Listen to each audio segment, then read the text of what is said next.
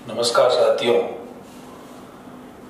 आज अपन जो अपनी पिछली क्लास समाप्त की थी वहीं से आगे शुरू करते हैं। अपन एशिया महाद्वीप के बारे में पढ़ रहे थे, तो अपन ने पहली क्लास में एशिया महाद्वीप के प्रमुख देशों के बारे में और उसकी स्थिति के बारे में अध्ययन किया। आज उससे आगे अपन चलते हैं, जो बाकी विशेषताएं हैं उनका अध्ययन करेंगे। उसमें सबसे पहले अपन देखेंगे कि एशिया का अपवाह तंत्र।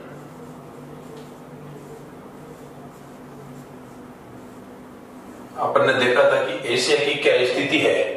एशिया के उत्तर में आर्कटिक महासागर, दक्षिण में हिंद महासागर, पश्चिम में अफ्रीका और पूर्व में प्रशांत महासागर स्थित है। इसी प्रकार की जो एशिया का अपवाह तंत्र, उसको अपन 4 भागों में बांटेंगे। सबसे पहले वे नदियां जो प्रशांत महासागर में अपना जल ले जाती है, यानी कि ऐसी नदियां जो पूर्व दिशा की ओर बहती है। ध्यान रखना, इसको 4 भागों में बांट रहे अपन। दूसरा जो इसका प्रकार होगा वो होगा आर्कटिक सागर या महासागर में जल ले जाने वाली नदियां, यानी कि उत्तर दिशा में बहने वाली नदियां। तीसरा अपन देखें इसको तो हिंद महासागर में जल ले जाने वाली नदियां, यानी कि दक्षिण की ओर बहने वाली नदियां। इसी में जो चौथा पार्ट है इसका वो है अंतः प्रवाह की नदियां। अंतः प्रवाह की नदियां, अंतः प्रवाह की नदियां उन्हें कहते हैं जो किसी सागर या महासागर में अपना जल नहीं ले जाकर किसी छोटे क्षेत्र के झील या छोटे सागर में अपना जल समा जाती है या उसमें अपना जल ले जाती है। तो अपन ने ऐसे के अपवाह तंत्र को 4 भागों में बांटा। तो सबसे पहले अपन देखेंगे प्रशांत महासागर में कौन कौन सी नदियां गिरती है। तो देखते हैं दोस्तों, सबसे पहले अपन प्रशांत महासागर में कौन कौन सी नदियां अपना जल ले जाती है, उनमें अपन प्रमुख नदियों का अध्ययन करेंगे। तो सबसे पहले दोस्तों देखते हैं, ये जो चीन देश है, यहाँ पे ये मंगोलिया है ऊपर, ये जो देश है ये चीन। अपन ने पहला देश पढ़ा था। तो यहाँ देखो 2-3 बहुत बड़े बड़े पठार है। इनमें जो एक नंबर पे आता है, ये देखो, ये लोएस का पठार। याद रखना है, लोएस का पठार। ये कौन से देश में? चीन में है। और ये एक बारीक मृदा के कणों से बना हुआ पठार है। यहां से एक नदी निकलती है दोस्तों, क्योंकि अपन पढ़ रहे हैं प्रशांत महासागर में जाने वाली नदियां। तो ये सभी नदियां अपना जल पूर्व की ओर ले जाएगी। तो इसमें देखते हैं सबसे पहले नदी, ये पूरा इधर प्रशांत महासागर आ गया।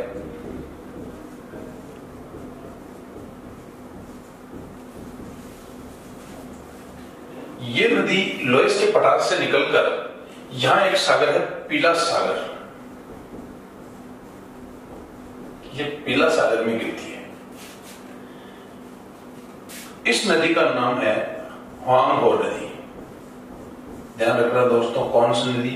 ह्वांग नदी। लोएस के पठार से निकलकर पूर्व की ओर बहती हुई पीला सागर में गिरती है। पीला सागर में गिरने के कारण इसे पीली नदी भी कहा गया है। दूसरी बात, ये नदी कई बार अपने पानी के कारण बहुत बाढ़ लाती है, बहुत भयंकर बाढ़ लाती है।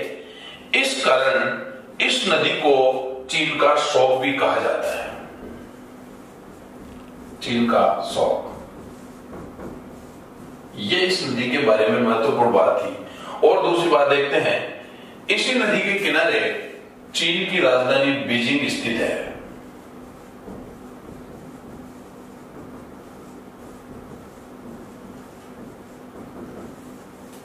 कई बार प्रश्न पूछे जाते हैं, तो इसको ध्यान रखना दोस्तों। चीन की जो राजधानी है बीजिंग, वो हांगो नदी किनारे स्थित है और इसे चीन का शौक या पीली नदी भी कहा जाता है। प्रशांत महासागर में गिरने वाली नदियों में सबसे प्रमुख नदी हांगो नदी है। यही दोस्तों चीन में ही एक पठार है तिब्बत का पठार, तिब्बत का पठार। सबसे ज्यादा नदियां, एशिया की सबसे ज्यादा नदियां इसी पठार से निकलती है। तिब्बत का पठार कौन से देश में है? चीन में। इससे यहां से नदी निकल रही है दोस्तों, जिसका नाम है यांगसिटी क्यांग, यांगसिटी क्यांग, या इसे यांगसे नदी भी कहते हैं, इसे यांगसे नदी भी कहते हैं। यह तिब्बत के पठार से निकलती हुई पूर्व की ओर बहती हुई प्रशांत महासागर में चली जाती है। इसे अपने को क्यों याद रखना है? क्योंकि यह एशिया महाद्वीप की सबसे लंबी नदी है।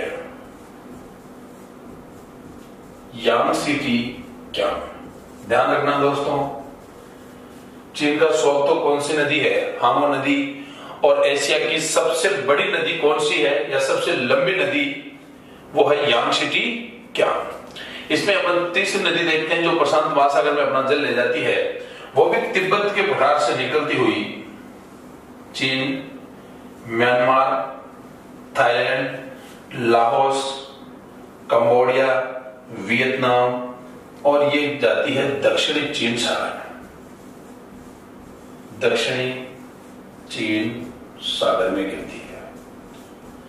ये हो गए दोस्तों, देखते हैं सबसे पहले चीन, Myanmar, Thailand, Laos, Cambodia, Vietnam.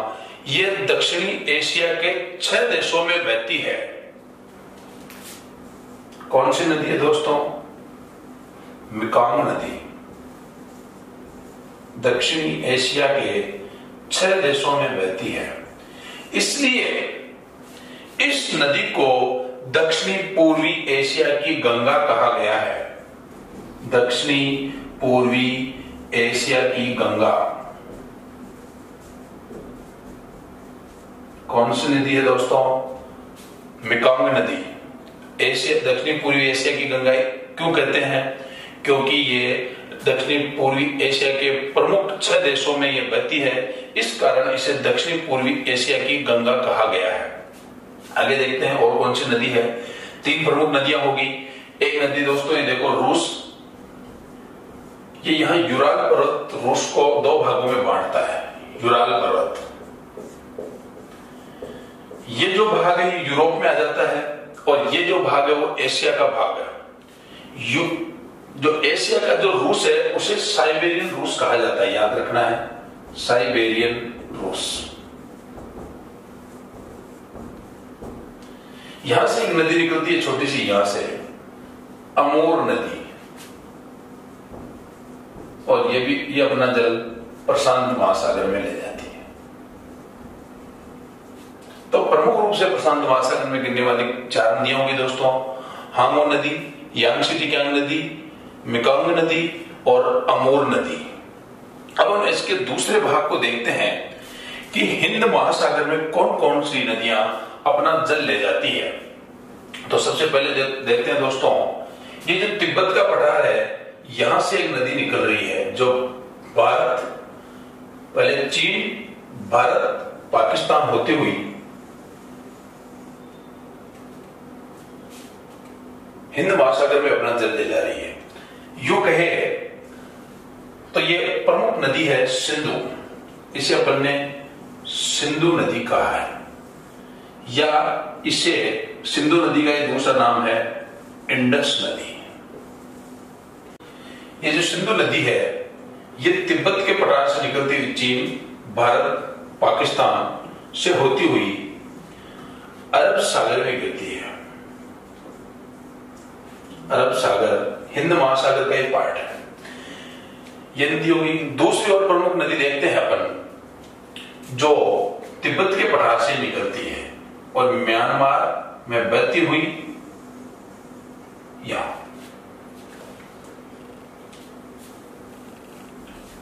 Myanmar में बहती हुई यहां गिरती है।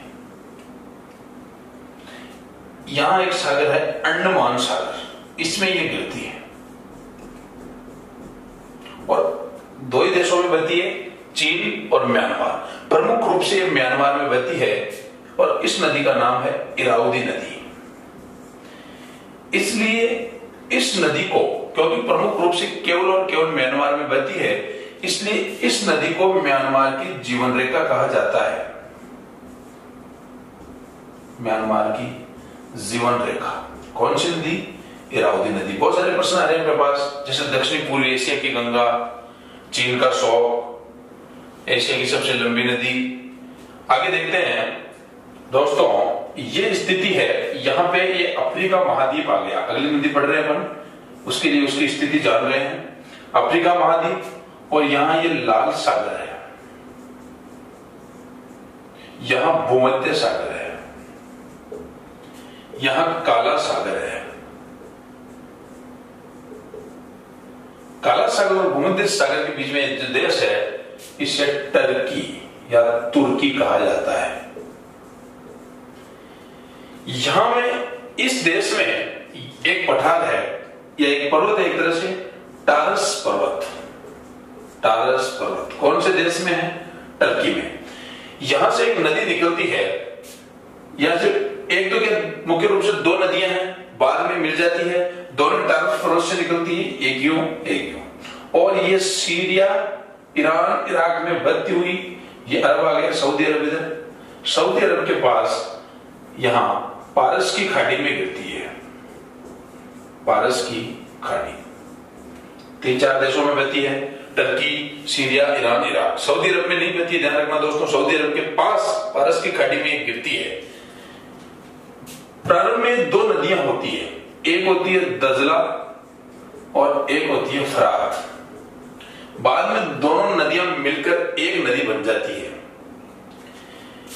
दजला को टिग्रिस नाम भी दिया जाता है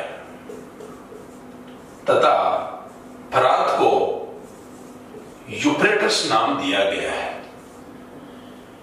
इराक की जो राजधानी बगदाद है, इराक की राजधानी बगदाद,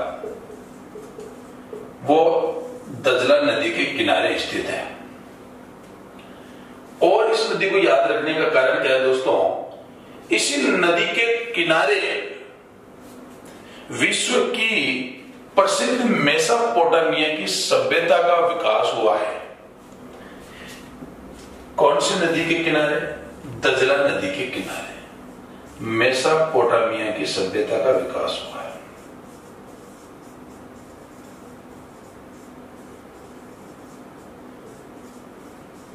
याद रखना दोस्तों। और इसके अलावा सिंधु आ गई, इरावदी नदी आ गई, और आ गई अपने पास दजला फरात नदी। अब इसके बाद में अपन देखते हैं आर्कटिक सागर में अपना जल कौन कौन सी नदियां ले जाती हैं। तो इसको यहां से देखते हैं अपन।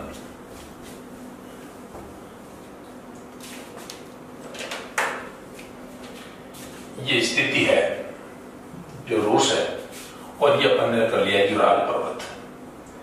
इसमें देखते हैं दोस्तों, आर्कटिक जो महासागर है ये भाग है, इसमें आर्कटिक सागर के 2 भाग है। एक तो यहां है काला सागर, काला सागर नहीं है दोस्तों, काला सागर है, और एक यहां है लेप्टेव सागर, लेप्टेव सागर। ये दोनों आर्कटिक सागर या आर्कटिक महासागर के भाग हैं। अब जो इनमें अपना जल ले जाती है वो प्रमुख 3 नदियां हैं, जो तीनों रूस से निकलती है। सबसे पश्चिमी नदी है ओ, फिर इसके बाद एक और जाती है जो भी काला सागर में जाती है, वो है येनसी। इसके बाद जो लेप्टेव सागर में जाती है वो है लीना। ध्यान रखना दोस्तों, आर्कटिक महासागर में अपना जल ले जाने वाली प्रमुख नदियां हैं ओ, येनसी और लीना। ये तीनों ही उत्तर की तरफ बहती हुई अपना जल आर्कटिक महासागर में ले जाती है। अब जो अपन ने 4 प्रकार बताए थे, उनमें से 3 प्रकार अपन ने पढ़े। चौथा प्रकार देखते हैं अपन, अंतर प्रवाह की नदियां। तो अंतर प्रवाह की नदियां देखने से पहले थोड़ी सी स्थिति जानते हैं अपन दोस्तों। यहां देखना आपको, ये टर्की आ गया यार, यहां 5 देश है, जिनमें सबसे बड़ा है कजाकिस्तान, इसके नीचे है उज्बेकिस्तान, किर्गिस्तान, ये प्रमुख देश हैं। इनमें से अपने को ये देखना है दो देश, इनकी स्थिति देखें आप, कजाकिस्तान, उज्बेकिस्तान, तुर्कमेनिस्तान, किर्गिस्तान, ये 5 देश है। तो इसमें अपने को देखना है कजाकिस्तान और उज्बेकिस्तान की सीमा पर एक झील है। इस झील का नाम है अरल सागर। अरल सागर, ध्यान रखना दोस्तों, अरल सागर की स्थिति बता दी है मैंने। कजाकिस्तान और उज्बेकिस्तान की सीमा पर स्थित है। यहां यह जल ले जाती है 2 नदियां और इसमें गिरती है। अंतःप्रवाह की 2 मुख्य नदियां हैं एशिया की, जिन्हें अमू दरिया और सर दरिया कहा जाता है। तो देखा दोस्तों अपन ने कि एशिया महाद्वीप की नदियों को अपन ने 4 भागों में बांटा। देखा दोस्तों, एशिया महाद्वीप की जो नदियां थी उसको अपन ने 4 प्रमुख भागों में बांटा। उसके बाद अपन देखते हैं एशिया महाद्वीप से रिलेटेड कौन कौन सी जल संधियां हैं, क्योंकि प्रश्न जो पूछे जाते हैं जल संधियों में से भी अधिकतर प्रश्न आए हैं, तो अपन कंफ्यूज हो जाते हैं। तो ध्यान रखना दोस्तों, जल संधि है क्या, सबसे पहले ये देखना है। जल संधि 2 बड़े जल खंडों को मिलाने वाली एक छोटी जल क्षेत्र है, यह छोटा जल क्षेत्र है। आगे देखते हैं इसमें। तो जल संधियों को याद कैसे करेंगे? इनको याद रखने का एक तरीका दोस्तों, आप इनको मानचित्र में इनकी स्थिति ध्यान रखें। जैसे अपन सबसे पहले शुरू करते हैं, इधर देखिए दोस्तों, तो समझ में आ गया होगा कि ये कौन सा महाद्वीप आ गया, इधर अफ्रीका। अफ्रीका के जो ऊपर है यानी उत्तर में जो स्थित है वो है भूमध्य सागर। भूमध्य सागर, भूमध्य सागर पृथ्वी के लगभग बीचों बीच स्थित होने के कारण से भूमध्य सागर कहा गया।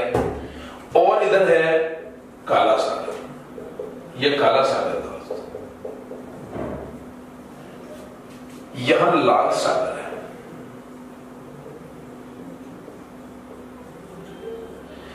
यहां पर ने देखा था, कल बात की थी जब इंडोनेशिया की बात की, तो ये आ गया दोस्तों सुमात्रा द्वीप, ये जावा द्वीप, ये प्रशांत महासागर, और ये ऊपर आ गया आर्कटिक महासागर। आर्कटिक महासागर। देखिए दोस्तों, प्रश्न कैसे बनते हैं उससे पहले अपन ने स्थिति जानी। यहां देखो दोस्तों, ये ओमान है, इसलिए यहां ओमान की खाड़ी, ओमान देश के नीचे ओमान की खाड़ी। यहां पर ने एक खाड़ी लिखी थी दोस्तों, पारस की खाड़ी, जिसमें दजला फरात नदी गिरती है। यहां एक खाड़ी है यमन के पास, ये दोस्तों यमन है और ये ओमान है। यहां जो खाड़ी है उसका नाम है अदन की खाड़ी, अदन की खाड़ी। अब देखते हैं अपन प्रमुख जल संधियों में सबसे पहले सबसे महत्वपूर्ण जल संधि स्वेज जल संधि। नंबर 1 स्वेज जल संधि। सबसे पहले देखते हैं किस किस को जोड़ती है। भूमध्य सागर और लाल सागर को ये जोड़ती है। ध्यान रखना है दोस्तों, स्वेज जल संधि किस किस को जोड़ती है, भूमध्य सागर और लाल सागर को। अब ये जो स्वेज जल संधि, इसका मतलब ये कि ये स्वेज नहर है। स्वेज नहर यहां बनाई गई 1869 में, यानी कि 1869 में ये स्वेज नहर बनाई गई जो भूमध्य सागर और लाल सागर को जोड़ती है। इसमें आगे देखेंगे अपन कि ये कब बनाई गई, 1869 में, और ये बनाई गई थी मिस्र देश द्वारा। और आगे इसमें देखो ये बनाई क्यों गई थी, भारत और ब्रिटेन के बीच में जो समय लगता था यात्रा में, या जो दूरी थी वो बहुत ज्यादा थी, और इस नहर के निर्माण के कारण भारत और ब्रिटेन के बीच में समय और दूरी दोनों कम हुए हैं। लगभग 7,000 किलोमीटर की दूरी कम हुई है। और ये कौन से देश द्वारा दोस्तों? मिस्र देश द्वारा 1869 में। और 1956 में इसका राष्ट्रीयकरण किया गया। 1956 में इस नहर का राष्ट्रीयकरण किया गया। तो दोस्तों पहली जल संधि हुई सुएज जल संधि। याद रखना है किस किस को जोड़ती है? भूमध्य सागर और लाल सागर को। उसके बाद अपन देखते हैं यहां 2 द्वीप लिखे हुए हैं, सुमात्रा द्वीप, जावा द्वीप। इन दोनों को जो जल संधि जोड़ती है उसे सुंडा जल संधि नाम दिया गया है। सुंडा जल संधि किस किस को जोड़ेगी? सुमात्रा द्वीप और जावा द्वीप को। आगे देखते हैं, इधर आ जाइए। तीसरी जल संधि बहुत ही महत्वपूर्ण है, बेरिंग जल संधि। बेरिंग जल संधि किस किस को जोड़ेगी? आर्कटिक महासागर और प्रशांत महासागर को। ये पूरा प्रशांत महासागर, इसका ये जो भाग है ये बेरिंग सागर है। बेरिंग सागर। और ये आर्कटिक सागर का जो भाग है यह है चुक्ची सागर। तो इसे कैसे भी अपन याद रख सकते हैं? किस किस को जोड़ेगी? चुक्ची सागर और बेरिंग सागर को, या आर्कटिक महासागर और प्रशांत महासागर को। दूसरे रूप में देखें दोस्तों तो ये जो पार्ट है वो एशिया का पार्ट है, एशिया महाद्वीप।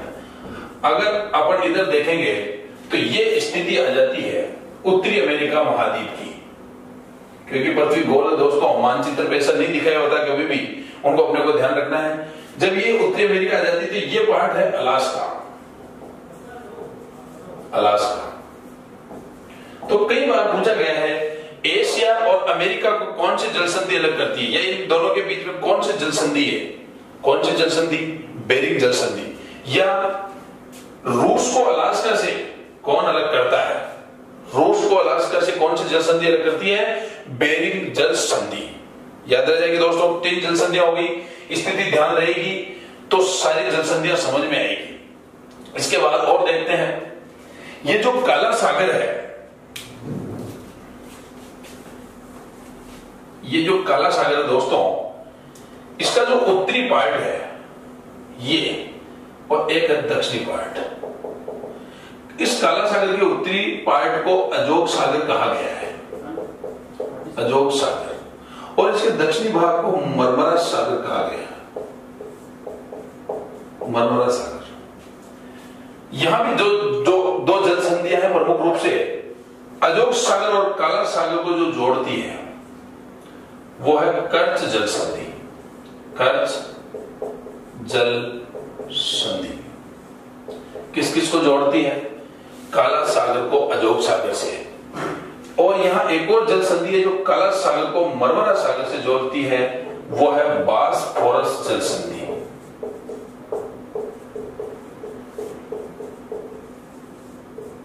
कितनी जल संधि होगी दोस्तों? सबसे पहले श्वेत जल संधि, फिर अपने पास आई बेरिंग जल संधि, फिर सुंडा जल संधि, फिर कर्च जल संधि, फिर बॉस्फोरस जल संधि, और फिर अपने पास आई, ये हो गई। अब आगे देखते हैं अपन, इसके बाद में जो जल संधि है उसको देखना अपने को। यहां देखो दोस्तों, 2 नाम लिखे हुए हैं, पारस की खाड़ी और ओमान की खाड़ी। इसे जो जल संधि जोड़ती है उसे हारमुज जल संधि कहा गया है। यानी पारस की खाड़ी और ओमान की खाड़ी को कौन जोड़ती है? हारमुज जल संधि। याद रखना है दोस्तों, पारस की खाड़ी को ओमान की खाड़ी से जो जल संधि जोड़ती है उसे हारमुज जल संधि कहा गया है। इसके अलावा जो प्रमुख जल संधियां और है उनमें लाल सागर को अदन की खाड़ी से जोड़ने वाली, यह भी बहुत महत्वपूर्ण है। लाल सागर को अदन की खाड़ी से जोड़ने वाली जल संधि है बाबा अल मंडेव जल संधि। बाबा अल-मंडेव जल संधि।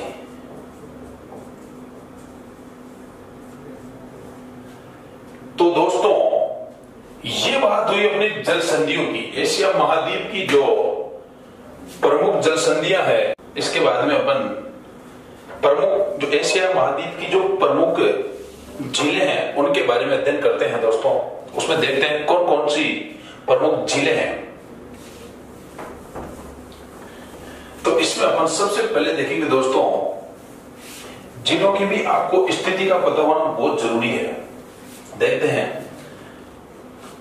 अपन ने देखा था दोस्तों, एक देश था यहां पर कजाकिस्तान, एक इसी के नीचे था ये उज्बेकिस्तान, एक देश था यहां तुर्कमेनिस्तान,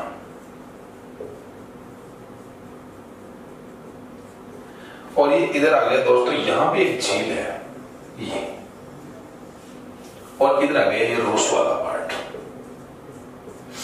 ये जो झील है दोस्तों, इसे कैस्पियन सागर नाम दिया गया है। कैस्पियन सागर कहां कहां स्थित है? कजाकिस्तान, तुर्कमेनिस्तान और रूस की सीमा पर स्थित है, जो एशिया और यूरोप को अलग करती है। कौन सी झील है? कैस्पियन सागर। अब इसको याद क्यों रखना होता है दोस्तों? क्यों? देखिए, क्योंकि ये पूरे विश्व की सबसे बड़ी झील है। पूरे विश्व की सबसे बड़ी झील कौन सी है? कैस्पियन सागर। और इसके बारे में क्या याद रखना है?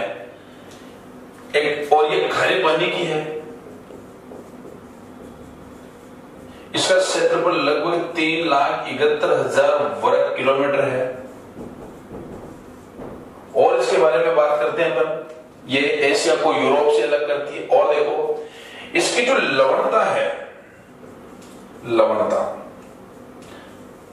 देखिए दोस्तों, लवणता हमेशा ग्राम प्रति लीटर में नापी जाती है। तो इसकी लवणता है 140 ग्राम प्रति लीटर, या इसे अपन यूं भी लिख सकते हैं 140 ग्राम प्रति लीटर। ये सबसे खारी नहीं है, लवणता में लगभग 140 ग्राम प्रति लीटर इसमें लवणता की मात्रा है। प्रत्येक 1 लीटर पर 140 ग्राम लवण पाए जाते हैं। पूरे विश्व में जो सर्वाधिक लवणता वाली झील है वो लेक्वान झील है। लेक्वान झील जो टर्की में स्थित है। सर्वाधिक लवणता वाली झील लेक्वान झील कौन सी है दोस्तों? लेक्वान। और कौन से देश में है? टर्की में। इसकी लवणता है 330 ग्राम प्रति लीटर। याद रखना दोस्तों, सर्वाधिक लवणता वाली झील तो कौन सी हो गई? लेक्वान। और सबसे बड़ी खारे पानी की झील कौन सी हो गई? कैस्पियन सागर। इसके बाद में अपन एशिया महाद्वीप की दूसरी झील के बारे में बात करते हैं। तो इधर आ जाते हैं दोस्तों, ये जो साइबेरियन रूस है, यहां एक झील है बैकाल झील। बैकाल झील क्या क्या याद रखना है बैकाल झील के बारे में? ये विश्व की सबसे गहरी झील है, पूरे विश्व की, इसलिए इसको भी याद रखना है। सबसे गहरी झील 1620 मीटर गहरी है। ध्यान रखना दोस्तों, ये मीठे पानी की है। 3 चीजें याद रखनी है बैकाल झील के बारे में: सबसे गहरी झील, मीठे पानी की झील, और सबसे प्राचीन, सर्वाधिक, बहुत ही ज्यादा प्राचीन है, प्राचीनतम झील है। और कहां स्थित है? रूस में। और दूसरा ये ध्यान रखना है, कैस्पियन सागर के बाद में इसी का नंबर आता है क्षेत्रफल की दृष्टि से या बड़े की दृष्टि से, कि सबसे बड़ी झील तो कौन सी है? कैस्पियन, एशिया की और पूरे विश्व की। और एशिया की अगर दूसरे नंबर की झील बात करें तो वो कौन सी झील आएगी? बैकाल झील। इसके बाद में और तीसरी झील का बात करते हैं पर, तीसरी झील है बाल्कस झील। बाल्कस झील कजाकिस्तान देश में स्थित है। कजाकिस्तान देश में स्थित है। और देखते हैं अपन, एक झील है अरल सागर, इसके बारे में अपन पढ़ चुके हैं। ये कजाकिस्तान और उज्बेकिस्तान की सीमा पर स्थित है। कजाकिस्तान और उज्बेकिस्तान की सीमा पर स्थित है। तो ये हुई दोस्तों प्रमुख झीलें।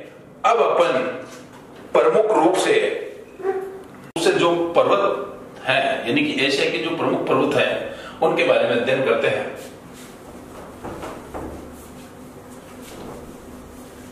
तो जो प्रमुख पर्वत है दोस्तों, उनमें देखिए सबसे पहले अपने को क्या याद रखना है। जैसे मान लो ये प्रमुख पर्वतों में अपन सबसे पहले लेते हैं हिमालय पर्वत।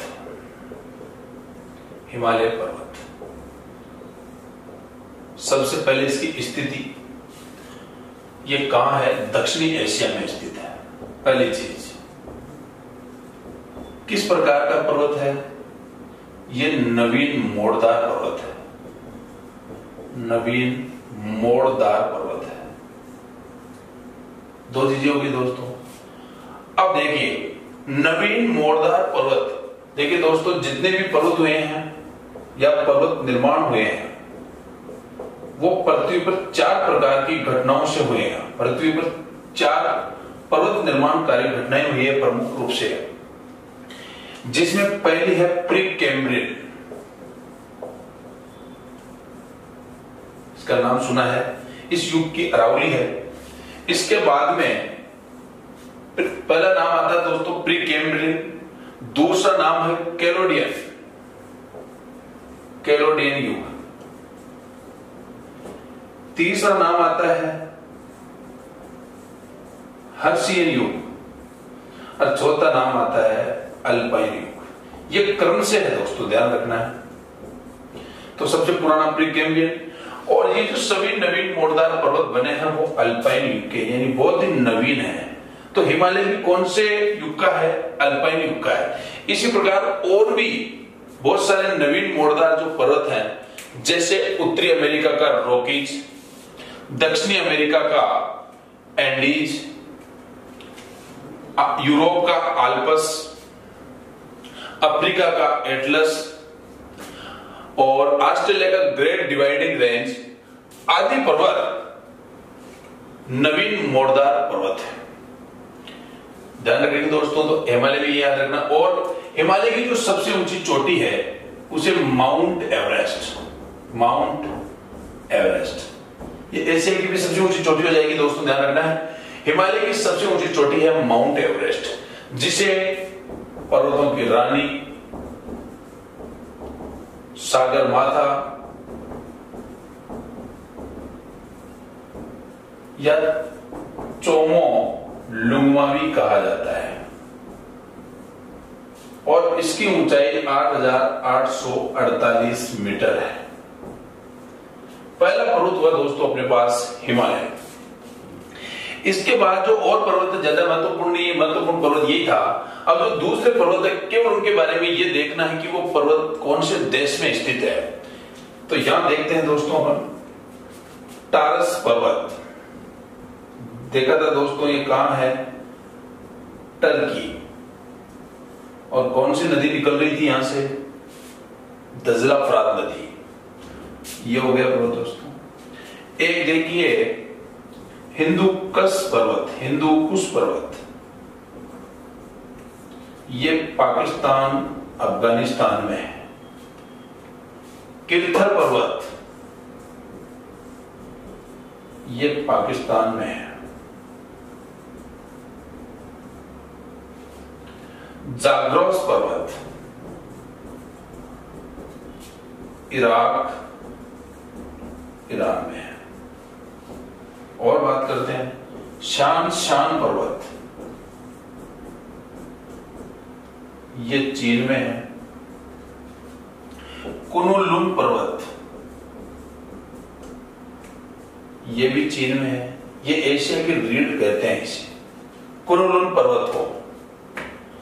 तो इसे अपने को ध्यान रखना है दोस्तों। ये प्रमुख पर्वत है एशिया के, जो अपने परीक्षा की दृष्टि से ऐसे प्रश्न है। उनमें से प्रमुख रूप से हिमालय कब बना? अल्पाइन युग में। और अल्पाइन युग में सभी जो पर्वत बने हैं वो नवीन मोड़दार पर्वत है। इसके बाद में हम एशिया महाद्वीप के प्रमुख पठारों के बारे में अध्ययन कर प्रमुख पठारों के बारे में पढ़ते हैं कि प्रमुख पठार कौन कौन से हैं। तो उसमें अपन सबसे पहले देखेंगे, एक दो पठारों के नाम अपने पास पहले आ चुके हैं। देखिए दोस्तों, सबसे पहले अनातोलिया का पठार।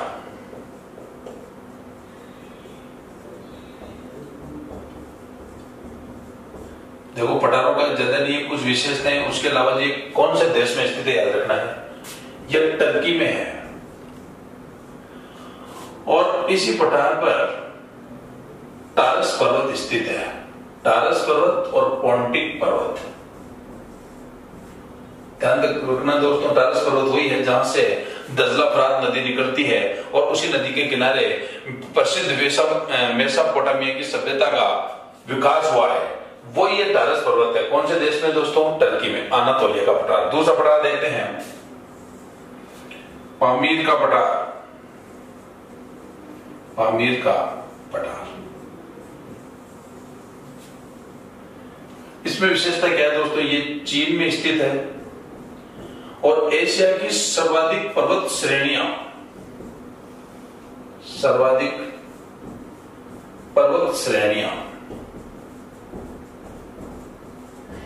इसी पठार से निकलती है। यानी कि ये पामीर का पठार है और इस प्रकार पर्वत श्रेणियां निकली हुई है। ये इसलिए पामीर के पठार को संसार की छत कहा जाता है, क्योंकि देखो ये एक स्थिति ऐसी हो जाती है जैसे एक तरह से ये छत हो इसकी, इसलिए इस पठार को संसार की छत कहा जाता है। संसार की छत। कौन से पठार को? पामीर के पठार को ध्यान रखना दोस्तों। एक तो है तिब्बत का पठार और एक है पामीर का पठार। दोनों अलग अलग है, इनको ध्यान रखना है। नीचे लिखते हैं, दोनों चीन में ही है। तिब्बत का पठार, तिब्बत का पठार यह विश्व का सबसे ऊंचा पठार है। यह विश्व का सबसे बड़ा पठार है। यह भी चीन में स्थित है। यह लगभग 4875 मीटर ऊंचा है। तो ध्यान रखना है, पामीर का पठार सबसे ऊंचा और सबसे बड़ा पठार नहीं है। सबसे बड़ा और सबसे ऊंचा पठार कौन सा है? तिब्बत का पठार है। पामीर का पठार उसे संसार की छत कहते हैं। यह तिब्बत के पठार से अलग है, ध्यान रखना है। इस पामीर के पठार को ही पामीर की गांठ भी कहा जाता है। पामीर की गांठ याद आ जाएगी दोस्तों। इसी प्रकार चीन में ही एक पठार है जो अपने पास पहले भी नाम आया है, लोएस का पठार। लोएस का पठार भी चीन में है, जो बारीक मृदा के कणों से बना है। बारीक मृदा के कणों से। और इसकी क्या विकास बात है? यहीं से हांगो नदी निकलती है, जिसे चीन का शोक कहा गया है। इसके अलावा और बहुत सारे पठार हैं जिनमें देखो, ये पहले भी देख चुके अपन, क्वांटो का पठार या क्वांटो का मैदान कहां स्थित है? जापान में। और कौन से द्वीप पर है? होन्शु द्वीप पर। और देखो, यूं भी लिख सकते हैं फ्यूजियामा पठार या पर्वत। ये भी कहां है? जापान में स्थित, ध्यान रखना है। और देखो, शान का पठार, शान का पठार ये म्यांमार देश में स्थित है। और देखते हैं, ये प्रमुख पठार है। एक पठार है मंगोलिया का पठार।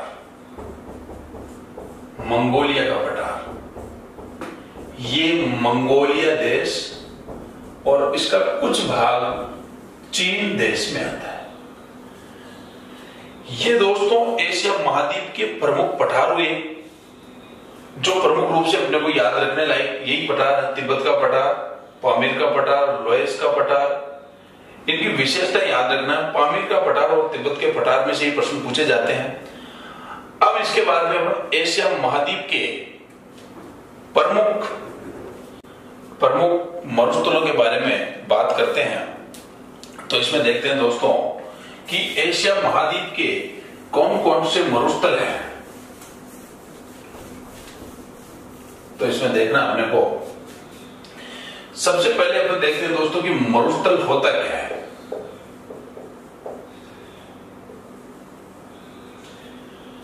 कोई भी ऐसा क्षेत्र जो वनस्पति रहित हो, जो अधिक तापमान या न्यूनतम तापमान के कारण प्रतिकूल भौगोलिक परिस्थितियों से युक्त भूभाग हो, उसे मरुस्थल कहा गया है। मरुस्थल जरूर नहीं कि गर्मी हो या उच्च तापमान हो, बहुत ज्यादा या बहुत कम तापमान के कारण भी जहां विपरीत परिस्थितियां या प्रतिकूल परिस्थितियां पैदा होती है, उसे भी अपन मरुस्थल कह सकते हैं। अब देखिए, सबसे पहले जो मरुस्थल है वो है अपने पास गोबी का मरुस्थल। यह मंगोलिया देश में स्थित है।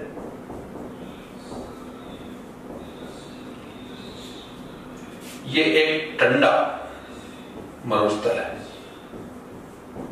ये यूं कहें, पूरे विश्व का सबसे ठंडा मरुस्थल कौन सा है?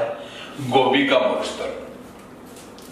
इसके बाद में अपन देखते हैं गोबी के मरुस्थल में, और ये एशिया का सबसे बड़ा मरुस्थल है। एशिया का सबसे बड़ा मरुस्थल। तीन चीजों के दोस्तों, गोबी का मरुस्थल कहां है? मंगोलिया देश में, और ये पूरे विश्व का सबसे ठंडा मरुस्थल है। और देखते हैं, और ये एशिया का सबसे बड़ा मरुस्थल है। इसके बाद में अपन दूसरे देश के बारे में बात करते हैं, दूसरे मरुस्थल के बारे में बात करते हैं। तो दूसरा मरुस्थल है अपने पास अरब का मरुस्थल। अरब का मरुस्थल, अरब का मतलब दोस्तों, अरब का नाम पहले भी है कि अरब विश्व का सबसे बड़ा प्रायद्वीप है। तो इसको देखते हैं अपन। ये एशिया का सबसे गर्म मरुस्थल है। एशिया का सबसे गर्म मरुस्थल कौन सा है दोस्तों? अरब का मरुस्थल है। यह सऊदी अरब देश में, जैसे नाम से पता चल रहा है, सऊदी अरब है। इसके भी दो भाग हैं। जैसे अरब है, इसके दो भाग कर दिए, जो उत्तरी भाग और एक दक्षिणी भाग। उत्तरी भाग है, इससे तो नाम दिया गया है अल नाफूद मरुस्थल। अल नाफूद मरुस्थल। और जो दक्षिणी भाग है, या मरुस्थल का जो दक्षिणी भाग है, उसे नाम दिया गया रब अल खाली मरुस्थल। तो याद रखना दोस्तों, एशिया का सबसे गर्म मरुस्थल कौन सा है? अरब का मरुस्थल। और सबसे जो ठंडा मरुस्थल है वो है गोबी का मरुस्थल। अब अपन तीसरे मरुस्थल की बात करते हैं। तो यह है ईरान में। ईरान के भी इसने दो भाग किए हैं, उत्तरी ईरान और दक्षिणी ईरान, दोनों को मिला के ही है। उत्तरी ईरान में जो मरुस्थल है उसे दस्ते कबीर नाम दिया गया है, और दक्षिण में है जिसे दस्त ए लूट नाम दिया गया है। ये ईरान में है दोनों ही। सीधा ही प्रश्न आ जाता है। और बात करते हैं अपन, अगला मरुस्थल अपना थार का मरुस्थल। ये भारत और पाकिस्तान में स्थित है। भारत और पाकिस्तान। पाकिस्तान में इस मरुस्थल को चोलिस्तान कहा जाता है।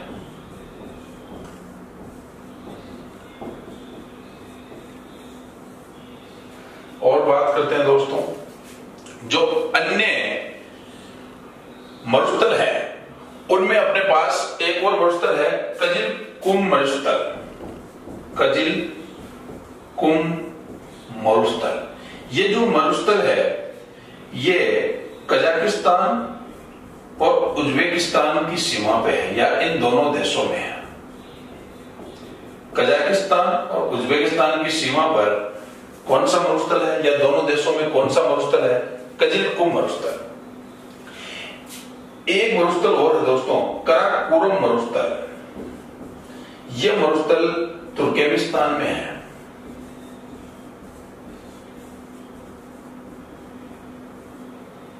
तो दोस्तों ये हुए एशिया के प्रमुख मरुस्थल। इसके अलावा और दो एशिया की इससे संबंधित और बात करते हैं तो एशिया का जो सबसे गर्म स्थान है वो है जैकोबाद। जैकोबाद सर्वाधिक तापमान वाला स्थान, जैकोबाद ध्यान रखना है, ये पाकिस्तान में है।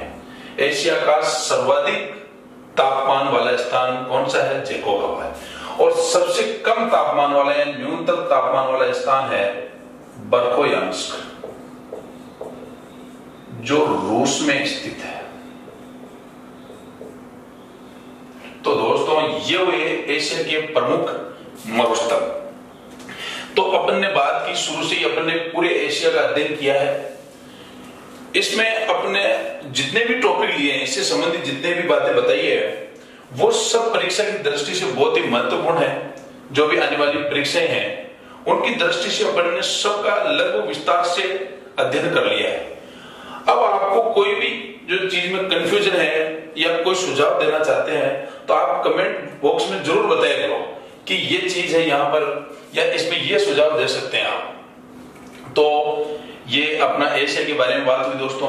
अब अपनी क्लास, अगली जो क्लास होगी वो अगले महाद्वीप के बारे में बात होगी। उससे पहले मैं आपसे एक बात कर दूं कि आप हमारे चैनल को लाइक करें, कमेंट करें और जो नीचे घंटी का बटन है उसे दबाकर सब्सक्राइब जरूर करें। Okay, thank you.